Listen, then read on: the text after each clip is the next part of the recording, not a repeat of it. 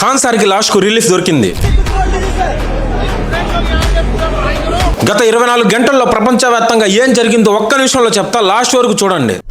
Present Khan sir ని arrest చేయకూడదని court స్పష్టం చేసింది. ఆయన లాయర్ మాట్లాడుతూ ఖాన్ సార్ కు యాంటిసిపేటర్ బెయిల్ వచ్చిందని, కేసులో సరైన ఆధారాలు వచ్చే వరకు ఏ పోలీసు ఖాన్ సార్ ని అరెస్టు చేయలేరని చెప్పాడు. మరోవైపు ఇజ్రాయిల్ ఇప్పటి వరకు ఇరాన్ పై అత్యంత భారీ వైమానిక దాడి చేసినట్లు వార్తలు వస్తున్నాయి. అటు మహారాష్ట్ర ముఖ్యమంత్రి దేవేంద్ర ధారావి రీడెవలప్మెంట్ ను ప్రకటించారు. సింగపూర్, హాంకాంగ్ మోడల్స్ ను ఫాలో చేస్తూ ఈ ప్రాజెక్ట్ ని కంప్లీట్ చేస్తారంట. జపాన్ లో అక్రమ మసీదులను కూల్చివేయాలని ఆదేశాలు జారీ చేశారు. అదే సమయంలో కొన్ని రష్యన్ వర్గాల సమాచారం ప్రకారం ఇరాన్ సుప్రీం లీడర్ ఖమేని బతికే ఉన్నారని ప్రచారం జరుగుతోంది. ఆస్ట్రేలియాలో రోడ్లపై నమాజ్ చేస్తున్న ముస్లింలను పోలీసులు అక్కడి నుంచి తొలగించిన ఘటన ఇప్పుడు చర్చనీయాంశంగా మారుతుంది. సిజేపీ వాళ్ళు జూన్ 11న పూణేలో ఇంకో ప్రొటెస్ట్ చేస్తున్నారని అనౌన్స్మెంట్ ఇచ్చారు. అలాగే ఒక మహిళకు ప్రభుత్వ సంక్షేమ పథకం ద్వారా అందిన అంగన్వాడీ పోషకాహార ప్యాకెట్ లో చనిపోయిన పాము కనిపించింది. ప్రపంచవ్యాప్తంగా జరుగుతున్న న్యూస్లన్నీ కేవలం ఒక్క నిమిషంలో చెప్తా. నా పేజ్ నైతే ఫాలో చేసుకోండి.